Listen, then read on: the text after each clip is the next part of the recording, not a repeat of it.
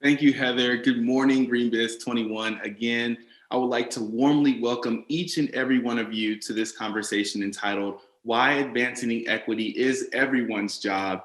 I'm so grateful to be joined this morning by two dear friends, mentors, and industry icons. Words can hardly express what these two women mean to me and to our movement. I'm joined first by Kimberly Lewis, the architect and engineer of Greenbuild and Women in Green, who spent nearly 18 years tirelessly working to help transform the USGBC into what it is today. Currently, she's working as Chief Equity Officer at the Havens Network. And if you have not read her recent article on Medium, The Revival of Green, One Black Woman's Vision for the Reformation of the Sustainability Movement and Herself, you are missing out and need to bookmark it ASAP. I'm also joined by Michelle Moore, CEO of Groundswell, a nonprofit developing community solar projects and creating shared power within low-income communities across the US. Prior to joining Groundswell, Michelle worked as a federal environmental executive appointed by President Obama to lead federal sustainability programs and policy. Thank you both for being with us today. Your presence is necessary, it's celebrated, and deeply, deeply appreciated. Good morning, Kim and Michelle. Good morning. Good morning. Good morning. Woo, woo. Right. Thank you. Of course. Let's dive right in. So I want to start with the unique nature of your multi-decade friendship. On the surface, it's a friendship that to some may seem unlikely, but I've been blessed to witness the depth and authenticity of this friendship. And I would love for each of you to share with the audience how it has impacted your careers, your worldviews, and your lives. Well, I'll kick it off. First, I'm so grateful. Thank you, GreenBiz, and to their new blessed senior advisor, and to my sister, Michelle, and the ability to really share the reformation.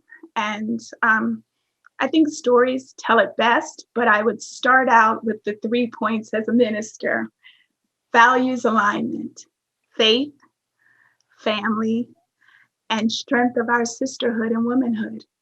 Mm-hmm. When I think about the arc of my career and professional journey, I often say that most of my mentors have been men. And so when we lay at the feet of womanhood and sisterhood and the ability to support, amplify, mentor, sponsor, and really take this journey together, I had the ability to see that and experience that with Michelle. 2007, right when the green building movement was stepping into the arc of really exponential growth, I was shepherding Greenbuild. We were hosting President Clinton, and leadership had decided we are not shutting down registration. This will be like Woodstock, abundance, everyone will love it. And literally, we were hiding from fire marshal, Secret Service, 15,000 people beyond our pre-registration showed up over 3 days, 25,000 plus attendees. And even though it was an epic moment that symbolized a transition from market transformation and it brought all the global leaders to light, it was organized chaos. And I remember stepping into the end of that meeting at the end of that week, and I was going to be addressing board leadership, steering committee leaders, and my team. We were stepping into that wondering, with all of the chaos that had happened that year, would we still have jobs when we left there? As a woman leader, as an African-American woman leader, we often face situations without the ability for the second chance in the midst of great success. And we went into it with our chin up and we're ready to move with solutions, even though our vendors were giving us solutions for the next year, not what we could do in the moment. And Michelle, as second in charge whispered in my CEO's ear, they're getting ready to face a group that doesn't have the breadth and the experience of who actually was the decision and not changing and holding those numbers. And right when we were ready to step into that room, who shows up but our leader? And Michelle, who was that silent voice, I said, what is he doing there? He should be on his way back to the next city and the next experience. She knew, and she was not willing to allow someone that had worked hour after hour and day after day to be unsupported, to be representing the issues alone. And so that is just the dimension into what does it mean to align, so that you're not the only one at the door in the midst, but you feel the support to really step out and embrace risk and embrace new challenges. And when I say 2007 shifted and the green building movement grew globally, exponentially, in spite of financial unrest. And I want to say that is just the dimension into our relationship. Unasked, she stepped up and she made sure that the team were supported. And so I never say thank you enough to her, but she has walked this experience with me, even as I moved to city, and folks would think, is it her or is it someone else who's the leader as opposed to me? So Michelle, do you remember that? I do. I remember many times. And you know, when Kimberly and I came into the green building movement together at the beginning of our friendship, it was 20 years ago. At the risk of giving away our age, we were 30, and I was a baby. You know, I was a baby executive, and I thought, you know, as a woman, oh, how lovely, you know, that the generation before me handled all that gender bias stuff. And I thought, how wonderful that the civil rights movement, you know, has brought equity and justice, you know, to our country. And I never would have imagined, you know, what I've seen or experienced since then. You know, but to me, Kimberly's always been, you know, my BFF, my sister, and also my inspiration. You know, I remember the first time Kimberly walked in with her clipboard running Greenbuild, and it was like, who is this Amazonian queen? Let me make sure I'm, you know, and my team are doing what she needs. And, you know, to watch over the, you know, maturation of our careers in this space, you know, and to have had the experiences that I have had as a woman, and, you know, the challenges that I have faced, the gender bias, you know, that I've dealt with as an individual, and to see how my experience has been easier in so many ways as a white woman than my BFF, you know, as an African-American woman. You know, there is no choice, not only just in terms of supporting your friend and supporting other women, but to doing justice as a human being, you know, to step into that breach and make sure that all systems, you know, aren't robbing people of not just opportunity, you know, but really robbing people of the glory of their work. And that's what I always saw in Kimberly, is just, you know, the, you know, faith is something that all three of us share. You know, so in Kimberly's work, I always see God's hands at work too. It's the glory of God and you know, in what she is producing in the world. And it is my privilege, you know, to have been able to support her in that. I love that. Thank you for sharing those stories, you two. I mean, it's amazing to hear how you both have uplifted and supported and even inspired each other, all kind of wrapped under that umbrella of faith that we share. So I want to shift the conversation a little bit in here. So, you know, I've spoken with many people post summer 2020 who are looking for these, you know, cerebral playbooks, the recipes, the approaches for shifting their organizations culturally, dismantling white supremacy, systemic racism, to name a few. But sometimes I think to myself, is this really where we need to be starting? Are these the first questions that we should be asking right now? I'd love to hear your reactions to that and where we should be starting as a community. Well, I'm going to step into this with my minister hat on, because Michelle and I have often spoken about what 2020 revealed, and now 2021, it's truth and reconciliation time. Mm-hmm. What we know is constant is change.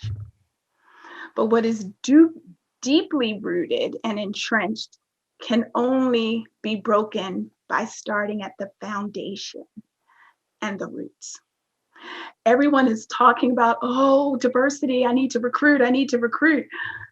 Before you start looking out and looking around, start with yourself. Mm-hmm. Look within. What I've learned is reformation begins with self. When you change and consider justice, diversity, equity, and inclusiveness means within your own mindset, within your own heart, your frame of reference shifts, and you bring a different you to the same situations. And so when I talk about two industries, my faith industry, the sustainability industry, we're bridge builders for community, healing centers, agents of change, driving common purpose. If we lose our salt, what happens to the ground and the community of people that are depending on us to bridge the gap, whether it's across institutions, around systems? Get with your saltiness. Address you holistically as a person. Break those chains that have come generationally and have been fed and embedded in your own person. Then you bring a different mindset to the work that you're charged and your sphere of influence. Absolutely. And, to Kimberly's point, 2020 and now 2021, a year of revelation.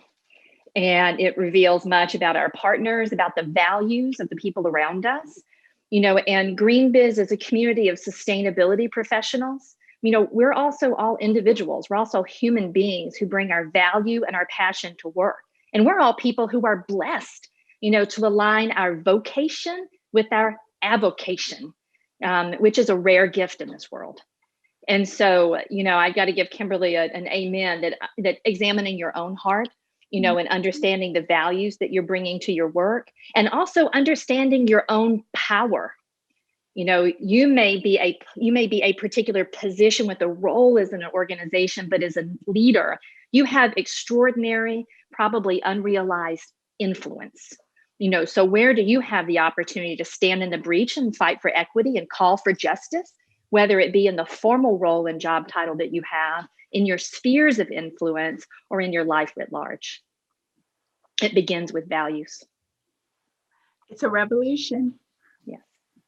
It begins with values. Michelle, I love how you kind of segued into the conversation around power. So, last time the three of us were together, Michelle, you said something really interesting.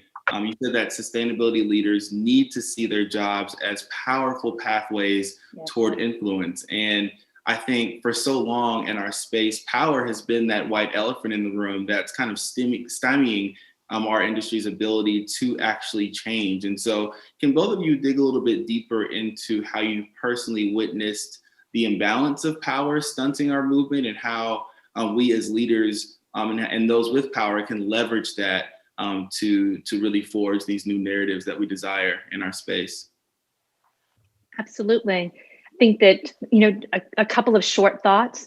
Number one, we all have power. And in truth, like, the only real power that you have, the only lasting power, comes from the good that you do in the world.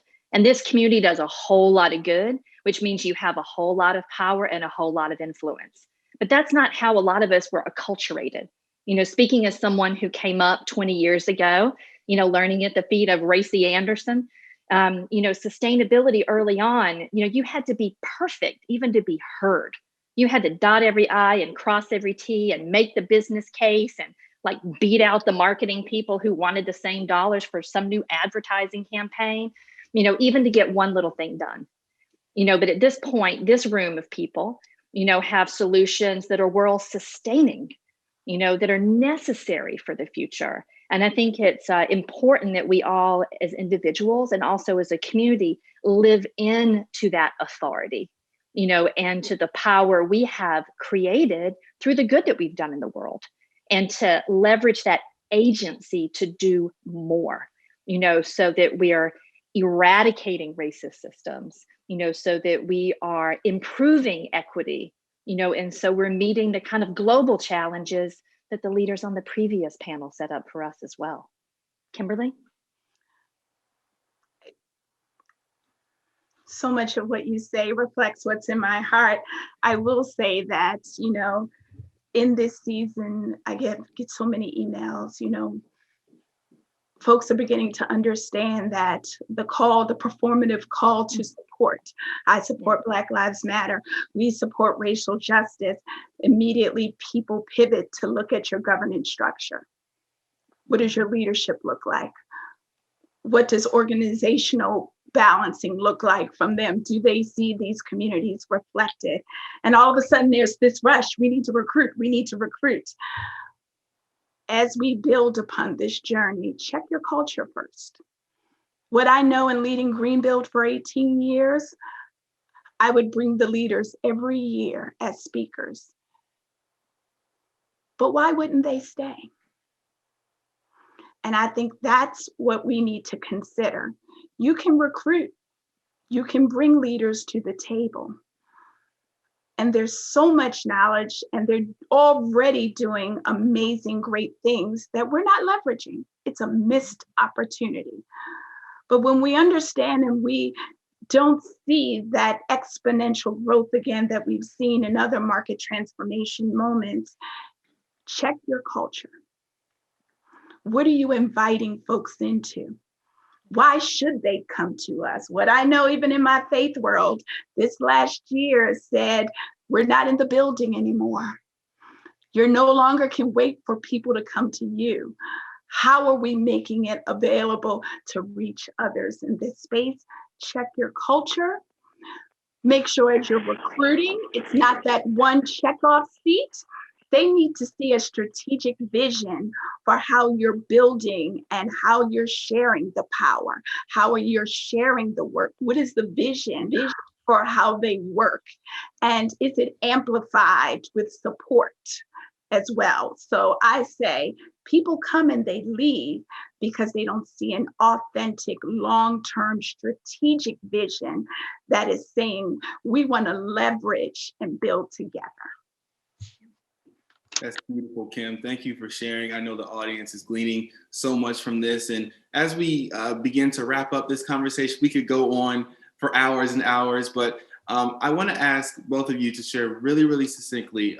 Kim, I know that you led a listening and learning tour around equity throughout 2020. Michelle, you're currently partnering with REBA for this Working Wisdom tour. And I know there's so many insights and so much being shared and learned and heard throughout both of those journeys. And I would just love to hear if maybe there's a line or two that you can share and just leave our audience of corporate sustainability practitioners with as we close.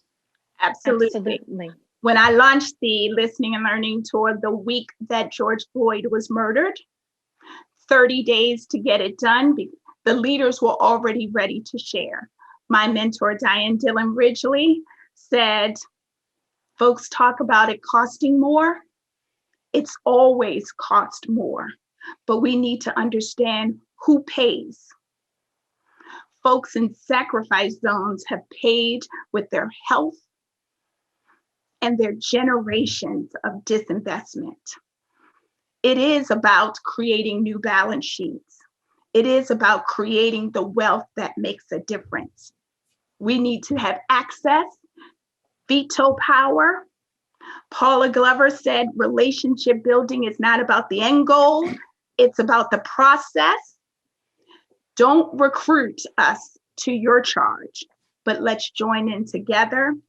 And lastly, Nathaniel Smith, who's coined a values revolution, recommends if you really want to understand equity, check out the founder, The Earth, the City, the Hidden Narrative of Race, Dr. Paul Anthony, Dr. Paloma Pavel. Dimensionalize that resource. have a new understanding of cultural indicators that have been missing in our systems and structures for the built environment here and around the world. Michelle. I'm just going to chime in with an amen and one more quote from Nathaniel. That's change moves at the speed of trust. You know, the spaces that many people are in big corporations are very white and very male. And take the time to get to know your neighbor, listen, and have the humility to understand and build trust. Take the time to build trust. And that's the foundation on which we can revolutionize our values and bring about the equitable, sustainable future that we all want to see. Kim, Michelle, thank you so much. We learned so much. We value both of you. And with that, thanks everybody for joining. Thank you.